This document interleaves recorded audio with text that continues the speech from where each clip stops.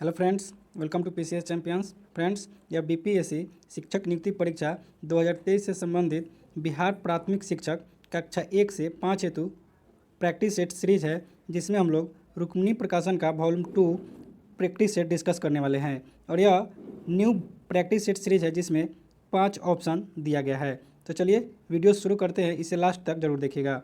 और यह इस सीरीज का प्रैक्टिस सेट नंबर 7 है। अगर अभी तक आपने सेट 1 से 6 तक नहीं देखे हैं तो इसे प्ले लिस्ट में जाकर जरूर देख लीजिए। इसमें क्वेश्चन नंबर 1 से 40 तक मैथ और रीजनिंग का प्रश्न है, जिसे आप पीडीएफ में देख सकते हैं। और पीडीएफ के लिए मेरे टेलीग्राम चैनल से जुड़ जाइए, जिसका लिंक डिस्क्रिप्शन में है। तो चलिए क्वेश्चन नंबर 41 से शुरू करते हैं। अगर अभी तक आपने इस चैनल को सब्सक्राइब नहीं किए हैं तो प्लीज़ इसे सब्सक्राइब जरूर कर लीजिए।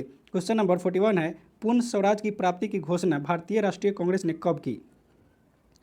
तो पूर्ण स्वराज की घोषणा भारतीय राष्ट्रीय कांग्रेस ने 1929 में की। इसका राइट आंसर हो जाएगा ऑप्शन सी 1929। और पहली बार 26 जनवरी 1930 ईस्वी को पूर्ण स्वाधीनता दिवस मनाया गया, इसे भी ध्यान में रखिएगा।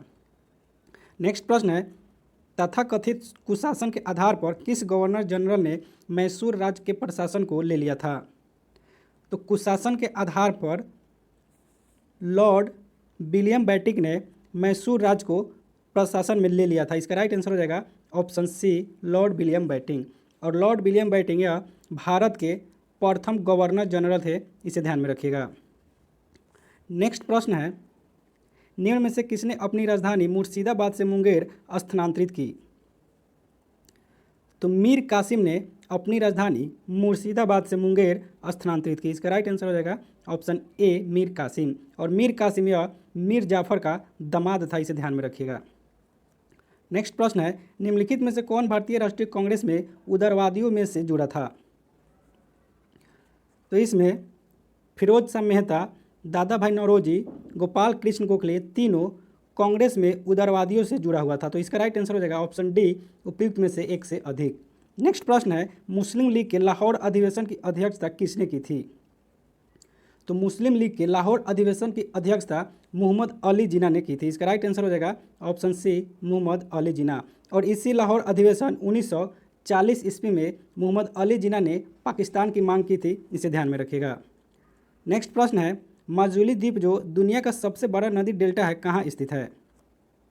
तो माजुली द्वीप यह दुनिया का सबसे बड़ा डेल्टा है और यह असम में स्थित है। इसका राइट आंसर हो जाएगा असम। और यह ब्रह्मपुत्र नदी में है, इसे भी ध्यान में रखिएगा। नेक्स्ट प्रश्न है, भारतीय वन्य जीव अधिनियम 1972 के अंतर्गत शामिल है। तो भारतीय वन्य जीव अधिनियम 1972 के अंतर्गत वन्य जीवों के आवास का कानूनी संरक्षण, संकटग्रस्त वन्य जीवों के शिकार पर प्रतिबंध और वन्य जीवों के अंगों के व्यापार पर रोक, यह तीनों शामिल है। तो इसका राइट आंसर हो जाएगा ऑप्शन डी उपयुक्त में से एक से अधिक। नेक्स्ट प्रश्न है, निम्नलिखित में से कौन सा धात्विक खनिज आग्नेय तथा क्यांत्रित चट्टानों में पाए जाते हैं? तो इसमें जास्ता, तांबा और सीसा यह तीनों धात्विक खनिज आग्नेय तथा क्यांत्रित चट्टानों में पाए जाते हैं। तो इसका राइट आंसर हो जाएगा ऑप्शन ए। इसका राइट आंसर हो जाएगा फर्स्ट, सेकेंड, थर्ड, थर्ड और फोर्थ। वहीं बात करें कोयला की, तो कोयला अवसादी चट्टानों में पाया जाता है। नेक्स्ट प्रश्न है, नीचे दिए गए कथन को ध्यानपूर्वक पढ़ो। कथन फर्स्ट है, भारतीय प्लेट गोंडवाना प्लेट से अलग होने के बाद दक्षिण की ओर प्रवाहित हुई, यह कथन गलत है। कथन सेकेंड है, भारतीय प्लेट और यूरेशिया प्लेट की टक्कर के परिणाम स्वरूप हिमालय पर्वत का विकास हुआ, यह कथन सही है। तो इसका राइट आंसर हो जाएगा ऑप्शन ए केवल कथन सेकेंड सही है। भारतीय प्लेट या गोंडवाना प्लेट का ही एक हिस्सा है। नेक्स्ट प्रश्न है, कश्मीर की घाटी कांगड़ा एवं कुल्लू घाटी में स्थित है। तो कश्मीर की घाटी कांगड़ा एवं कुल्लू घाटी मध्य हिमालय या लघु हिमालय में स्थित है। इसका राइट आंसर हो जाएगा ऑप्शन सी। वहीं मसूरी, नैनीताल और रानीखेत यह सभी पर्यटन स्थल मध्य हिमालय में ही स्थित है। नेक्स्ट प्रश्न है, संयुक्त नौसैनिक अभ्यास वरुण 2023 भारत और किस देश की नौसेना के बीच आयोजित हुआ है? तो नौसैनिक अभ्यास वरुण 2023 भारत और फ्रांस के बीच हुआ है। इसका राइट आंसर हो जाएगा ऑप्शन बी फ्रांस। वहीं वरुण, गरुड़ और शक्ति यह तीनों सैनिक अभ्यास है जो भारत और फ्रांस के बीच होता है। नेक्स्ट प्रश्न है G20 विदेश मंत्रियों की बैठक कहाँ आयोजित हुई है। तो G20 विदेश मंत्रियों की बैठक का आयोजन नई दिल्ली में हुआ है। इसका राइट आंसर हो जाएगा ऑप्शन ए, नई दिल्ली। नेक्स्ट प्रश्न है जलाशयों के संरक्षण के लिए प्रधानमंत्री नरेंद्र मोदी द्वारा जल जन अभियान का शुभारंभ कहाँ किया गया है। तो नरेंद्र मोदी द्वारा जल जन अभियान का शुभारंभ सिरोही राजस्थान में किया गया है। इसका राइट आंसर हो जाएगा option A, Sirohi Rajasthan. Next प्रश्न है महिला सशक्तिकरण के लिए अखिल भारतीय जागरूकता अभियान परिवार को सशक्त बनाना किसने शुरू किया है। तो महिला सशक्तिकरण के लिए अखिल भारतीय जागरूकता अभियान परिवार को सशक्त बनाना राष्ट्रपति द्रौपदी मुर्मू ने शुरू किया है। इसका राइट आंसर हो जाएगा ऑप्शन बी, द्रौपदी मुर्मू। और यह इस अभियान की शुरुआत गुरुग्राम हरियाणा से हुआ, इसे भी ध्यान में रखिएगा। नेक्स्ट प्रश्न है आईसीसी महिला T20 विश्व कप 2023 में भारतीय टीम का नेतृत्व किसने किया है। तो आईसीसी महिला T20 विश्व कप 2023 में भारतीय टीम की कप्तान हरमनप्रीत कौर थी। इसका राइट आंसर हो जाएगा ऑप्शन ए।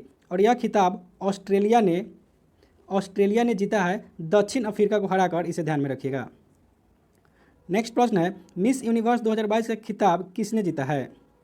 तो मिस यूनिवर्स 2022 का खिताब आर बॉनी गैब्रियल ने जीता है। इसका राइट आंसर हो जाएगा option B, R Bonney Gabriel. और ये यूएसए के मॉडल है, इसे ध्यान में रखिएगा, यानी कि अमेरिका के मॉडल हैं। वहीं बात करें भारत के संदर्भ में, तो भारत में 1994 ईस्वी में पहली बार सुष्मिता सेन मिस यूनिवर्स बनी और दूसरी बार 2000 में लाड़ा दत्ता मिस यूनिवर्स बनी और हाल ही में 2021 में हरनाज संधू मिस यूनिवर्स बनी है। नेक्स्ट प्रश्न है 80वें गोल्डन ग्लोब अवार्ड्स 2023 में किस भारतीय गाने ने बेस्ट ओरिजिनल सॉन्ग का खिताब जीता है। तो 80वें गोल्डन ग्लोब अवार्ड 2023 में नाटू नाटू सॉन्ग ने बेस्ट ओरिजिनल सॉन्ग का खिताब जीता है। इसका राइट आंसर हो जाएगा ऑप्शन ए, नाटू नाटू। और यह RR मूवी का सॉन्ग है और इसका संगीतकार M किरवानी है, इसे ध्यान में रखिएगा। और इसी सॉन्ग ने ऑस्कर में भी बेस्ट ओरिजिनल सॉन्ग का खिताब जीता है, इसे ध्यान में रखिएगा। नेक्स्ट प्रश्न है भारतीय विशिष्ट पहचान प्राधिकरण UIDAI के प्रमुख के रूप में किसे नियुक्त किया गया है। तो भारतीय विशिष्ट पहचान प्राधिकरण UIDAI के प्रमुख के रूप में अमित अग्रवाल को नियुक्त किया गया है। इसका राइट आंसर हो जाएगा ऑप्शन बी, अमित अग्रवाल। बात करें UIDAI की, तो इसका स्थापना 2009 में किया गया था और इसका उद्देश्य भारत के प्रत्येक नागरिक का आधार कार्ड उपलब्ध कराना था। नेक्स्ट प्रश्न है निम्न में से अजातशत्रु के वंश का नाम क्या था। तो अजातशत्रु के वंश का नाम हर्यक वंश था। इसका राइट आंसर हो जाएगा ऑप्शन सी, हर्यक वंश। और हर्यक वंश का संस्थापक बिंबिसार था, इसे भी ध्यान में रखिएगा, बिंबिसार। और बिंबिसार का पुत्र ही अजातशत्रु था और अजातशत्रु बिंबिसार का हत्या करके राजा बना था। नेक्स्ट प्रश्न है भारतीय उपमहाद्वीप में लौह का सर्वप्रथम साहित्यिक संदर्भ किसमें मिलता है। तो भारतीय उपमहाद्वीप में लौह का सर्वप्रथम साहित्यिक संदर्भ यजुर्वेद में मिलता है। इसका राइट आंसर हो जाएगा ऑप्शन बी, यजुर्वेद। और यजुर्वेद को कर्मकांडीय वेद भी कहा जाता है और यह वेद पद एवं गद्य दोनों शैली में है। प्रश्न है निम्न में से किस वंश की शासिका रानी दीधा थी। तो रानी दीधा यह उत्पल वंश की शासिका थी। उत्पल वंश की शासिका रानी दीधा थी, जो ऑप्शन में नहीं है। तो इसका राइट आंसर हो जाएगा ऑप्शन ई, उपयुक्त में से कोई नहीं। और बात करें उत्पल वंश की, तो इसका स्थापना अवंती वर्मन ने किया था, इसे ध्यान में रखिएगा। अवंती वर्मन ने उत्पल वंश की स्थापना किया था। नेक्स्ट प्रश्न है बिहार के मानचित्र में चित्रित स्थान फर्स्ट किस जलप्रपात को प्रदर्शित करता है। तो बिहार के मानचित्र में स्थान फर्स्ट यह नवादा जिला को इंगित कर रहा है और नवादा जिला में ककोलत जलप्रपात है। तो इसका राइट आंसर हो जाएगा ऑप्शन बी, ककोलत जलप्रपात। और इसकी ऊंचाई 47 से 49 मीटर है, इसे भी ध्यान में रखिएगा। नेक्स्ट प्रश्न है मुस्लिम लीग की स्थापना किस वर्ष हुई थी। तो मुस्लिम लीग की स्थापना 30 दिसंबर 1906 ईस्वी को हुई थी। तो इसका राइट आंसर हो जाएगा ऑप्शन सी, 1906। और इसकी स्थापना का श्रेय आगा खां और सलीमुल्लाह को जाता है।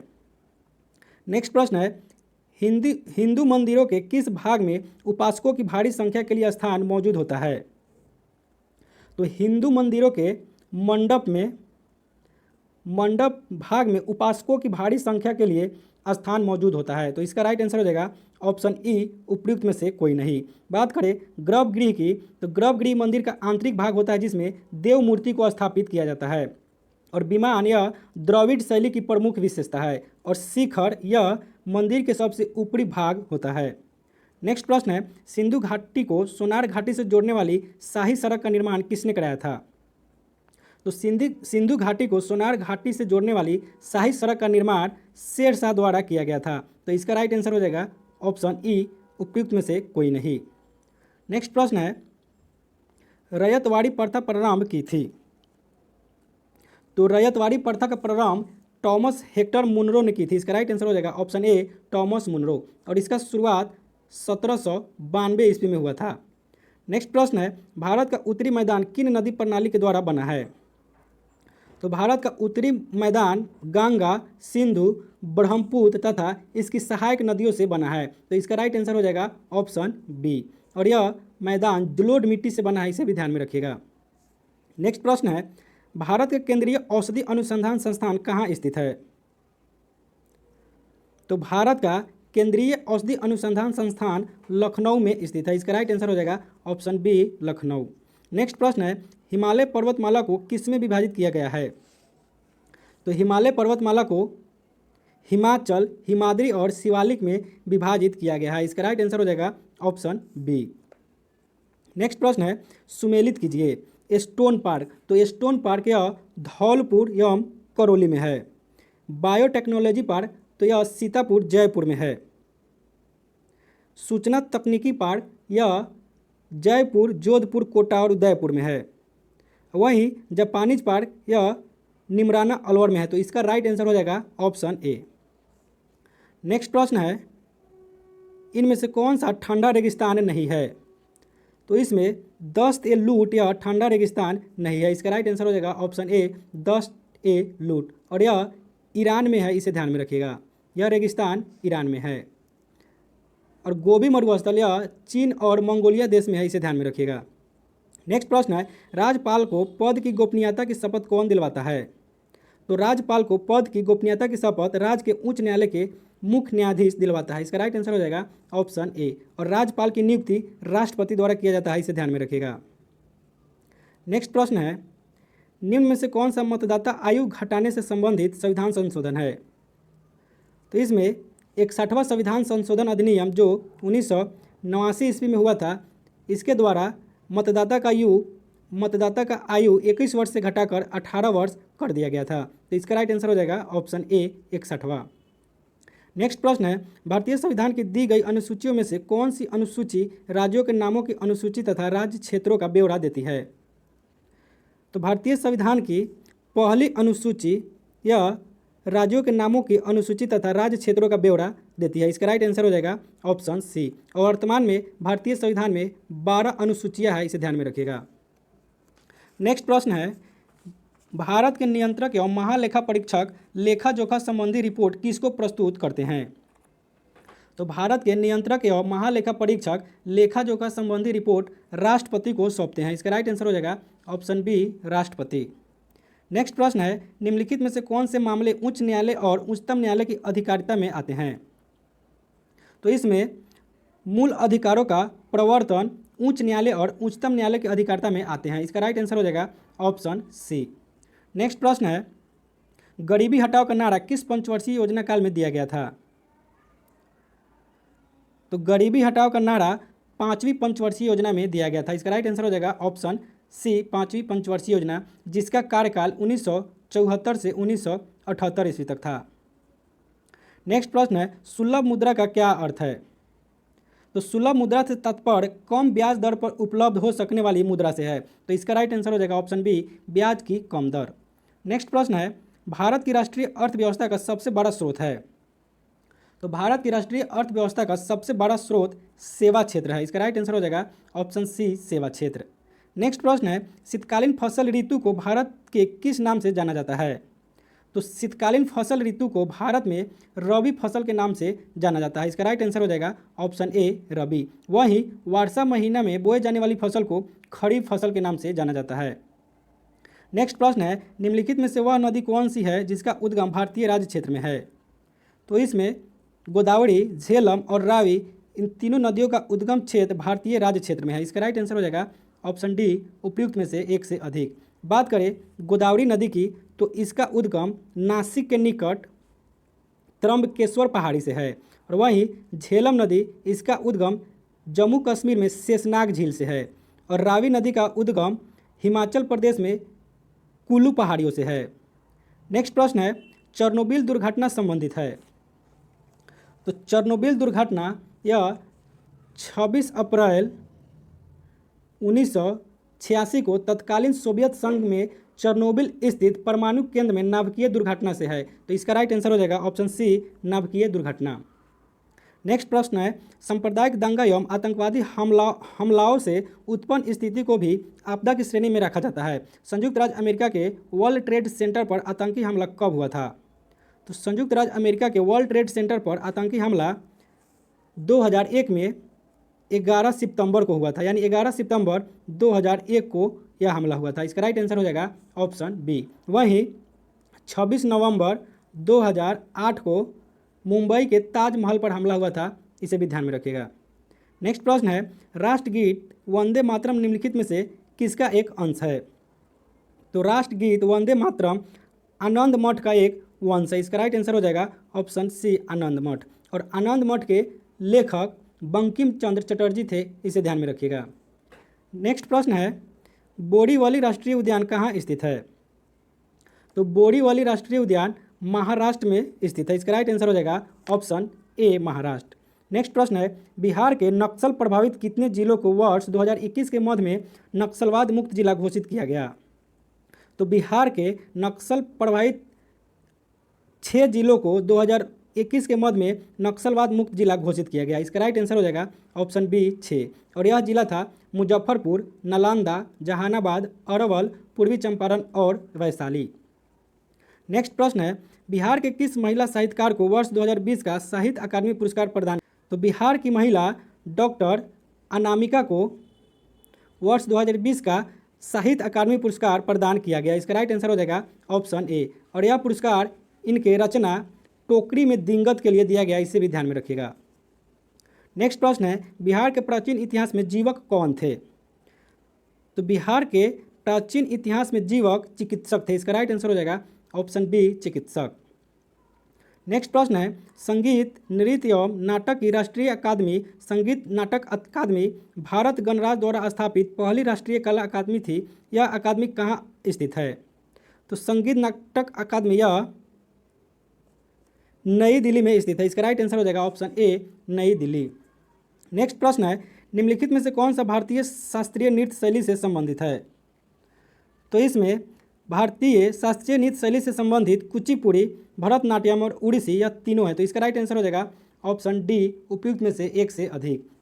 बात करें भारतीय शास्त्रीय नृत्य की, तो भारतीय शास्त्रीय नृत्य की संख्या टोटल 8 है। नेक्स्ट प्रश्न है, निम्न में से किस प्रक्रिया में ऊष्मीय ऊर्जा निर्मित होती है? तो ऊष्मीय ऊर्जा प्रक्रिया या श्वसन प्रक्रिया में होती है, जो ऑप्शन में नहीं है। तो इसका राइट आंसर हो जाएगा ऑप्शन ई उपयुक्त में से कोई नहीं। नेक्स्ट प्रश्न है, निम्नलिखित रोगों में से कौन सा एक आनुवांशिक विकार है? तो इसमें थैलेसीमिया यह एक आनुवांशिक विकार है। इसका राइट आंसर हो जाएगा ऑप्शन सी थैलेसीमिया। नेक्स्ट प्रश्न है, गति का प्रथम नियम किसकी परिभाषा देता है? तो गति का प्रथम नियम यह बल की परिभाषा देता है। इसका राइट आंसर हो जाएगा ऑप्शन बी बल। और गति का नियम न्यूटन ने दिया था, इसे ध्यान में रखिएगा। और न्यूटन के गति के प्रथम नियम को जरौथ का नियम भी कहते हैं, और जरौथ का नियम गैलीलियो का नियम है। नेक्स्ट प्रश्न है, ध्वनि किस तरंग का एक रूप है जो सुनने की अनुभूति पैदा करती है? तो ध्वनि यांत्रिक ऊर्जा का एक रूप है जो सुनने की अनुभूति पैदा करती है। इसका राइट आंसर हो जाएगा ऑप्शन ए। और ध्वनि अनुदैर्घ्य तरंग होती है, इसे ध्यान में रखिएगा। नेक्स्ट प्रश्न है, पादप ऊतक के मुख्यतः 2 प्रकार कौन होते हैं? तो पादप ऊतक के मुख्यतः 2 प्रकार विभोज्य ऊतक और अस्थायी ऊतक होते हैं। इसका राइट आंसर हो जाएगा ऑप्शन बी। और ऊतकों के अध्ययन को हिस्टोलॉजी कहा जाता है, इसे भी ध्यान में रखिएगा। नेक्स्ट प्रश्न है, निम्नलिखित में से कौन सा भाग वानस्पतिक जनन में हिस्सा लेता है? तो इसमें फूल या वानस्पतिक जनन में हिस्सा लेता है। इसका राइट आंसर हो जाएगा ऑप्शन बी, फूल। नेक्स्ट प्रश्न है, चित्र में प्रदर्शित किए गए अनुसार एक प्राकृतिक उपकरण एक्स वस्तु ए बी के लिए प्रतिबिंब सी डी निर्मित करता है। उपकरण एक्स एक है।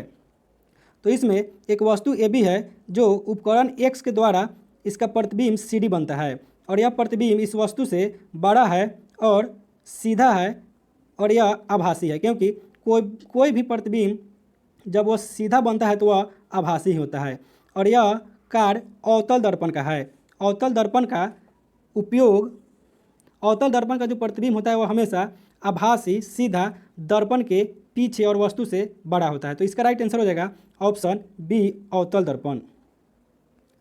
नेक्स्ट प्रश्न है, हमारे शरीर में ऊर्जा प्रदान करने के लिए निम्नलिखित में से कौन सा ऑक्सीजन से जुड़ता है?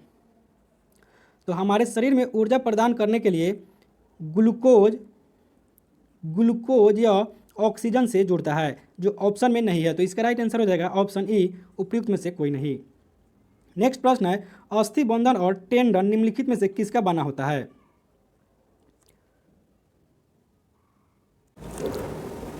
तो अस्थि बंधन और टेंडन या संयोजी ऊतक का बना होता है। तो इसका राइट आंसर हो जाएगा ऑप्शन ई, चूंकि यह ऑप्शन में नहीं दिया हुआ है, ऑप्शन ई इसका राइट आंसर होगा। नेक्स्ट प्रश्न है, किसने सुझाव दिया था कि जीवन सरल अकार्बनिक अणुओं से विकसित हुआ है?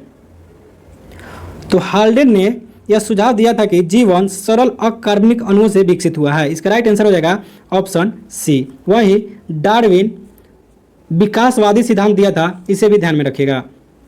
नेक्स्ट प्रश्न है, निम्नलिखित में से कौन सी नलिका है जो दिल से निकलती है और शरीर में विभिन्न अंगों में रक्त संचारित करती है?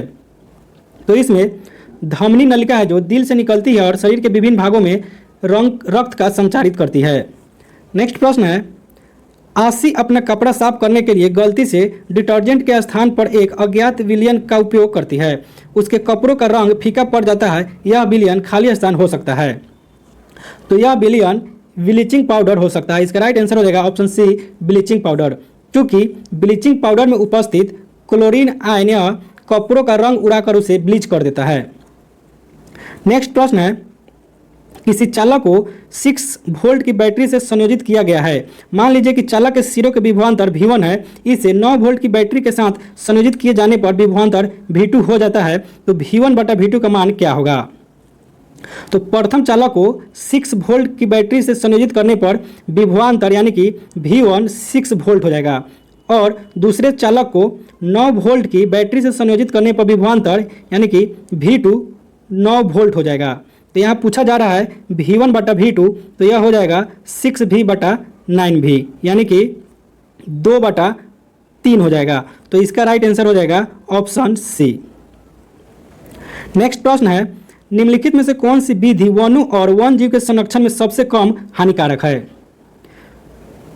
तो इसमें गैर कास्ट वन उत्पादन का संग्रह वनों और वन जीव के संरक्षण में सबसे कम हानिकारक है। इसका राइट आंसर हो जाएगा ऑप्शन बी। नेक्स्ट प्रश्न है, सबसे बड़ा शावक कौन सा जानवर पैदा करता है? तो इसमें नीली व्हेल सबसे बड़ा शावक पैदा करता है। इसका राइट आंसर हो जाएगा ऑप्शन सी, और यह स्तनधारी समुद्री जीव है, इसे ध्यान में रखिएगा। नेक्स्ट प्रश्न है, रक्त के स्कंदन में मदद करने वाला विटामिन कौन है? तो रक्त के स्कंदन या थक्का जमाने में मदद करने वाला विटामिन के होता है, जो ऑप्शन में नहीं है। तो इसका राइट आंसर हो जाएगा ऑप्शन ई, उपयुक्त में से कोई नहीं।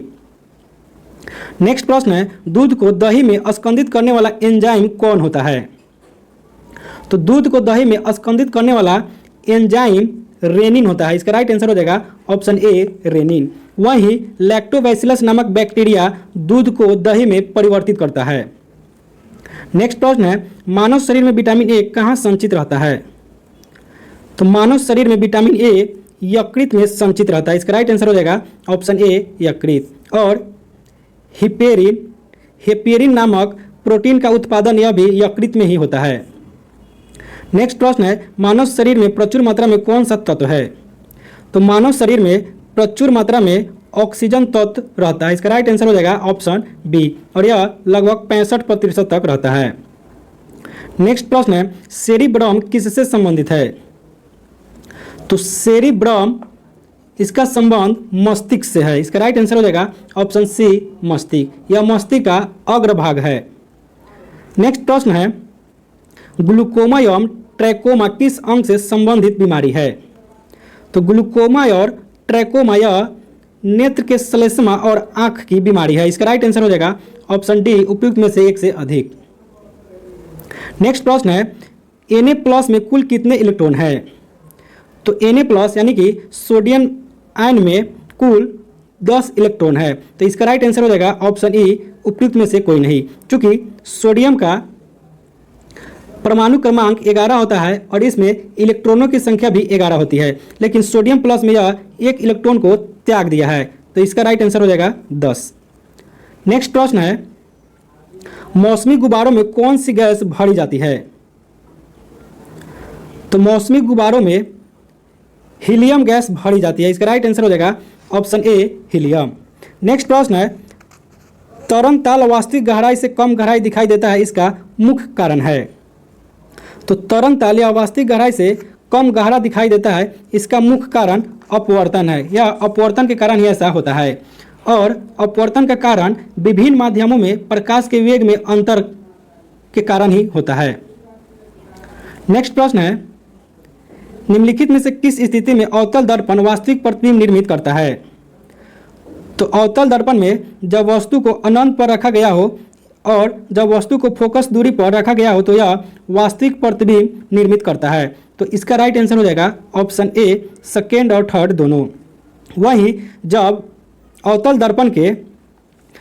दर्पण में वस्तु को फोकस और ध्रुव के मध्य रखा जाता है तो यह प्रतिबिंब आभासी, सीधा और वस्तु से बहुत बड़ा होता है, और इसी के कारण अवतल दर्पण का उपयोग हजामती दर्पण के रूप में भी किया जाता है। नेक्स्ट प्रश्न है, निम्नलिखित में से कौन सा एक कार्बनिक उर्वरक है? तो इसमें पीट या एक कार्बनिक उर्वरक है। इसका राइट आंसर हो जाएगा ऑप्शन बी। नेक्स्ट प्रश्न है, अधिकांश पौधे किस रूप में मृदा से नाइट्रोजन प्राप्त करते हैं? तो अधिकांश पौधे नाइट्रेट के रूप में मृदा से नाइट्रोजन प्राप्त करते हैं। ऑप्शन सी इसका राइट आंसर होगा। नेक्स्ट प्रश्न है, नाइट्रोजन के यौगीकरण में सहायक है? तो नाइट्रोजन के यौगीकरण में सहायक राइजोबियम जीवाणु, नौ स्टॉक और एनाबिना, यह तीनों है। इसका राइट आंसर हो जाएगा ऑप्शन डी। नेक्स्ट प्रश्न है, प्लास्टिक बहुत उपयोगी है और क्यों इन दिनों यह व्यापक रूप से उपयोग की जाती है? तो प्लास्टिक का उपयोग इन दिनों व्यापक रूप से की जाती है क्योंकि यह वजन में हल्की और मजबूत होती है। इसका राइट आंसर हो जाएगा ऑप्शन ए। नेक्स्ट प्रश्न है और आज का लास्ट प्रश्न है, कोशिकाओं का आकार किस में मापा जाता है? तो कोशिकाओं का आकार माइक्रोन में मापा जाता है। इसका राइट आंसर हो जाएगा ऑप्शन सी, माइक्रोन। बात करें कोशिका की, तो कोशिका की खोज सर्वप्रथम रॉबर्ट हुक ने 1665 ईस्वी में किया था, और वहीं जीवित कोशिकाओं की खोज लीवेनहॉक ने 1674 ईस्वी में किया था। तो फ्रेंड्स, आज का वीडियो कैसा लगा कमेंट सेक्शन में जरूर बताइएगा। अगर वीडियो पसंद आया तो इसे लाइक कीजिए और अपने दोस्तों में शेयर जरूर कीजिए, और अभी तक आपने इस चैनल को सब्सक्राइब नहीं किए हैं तो इसे सब्सक्राइब कर लीजिए। मिलते हैं नेक्स्ट वीडियो में। जय हिंद।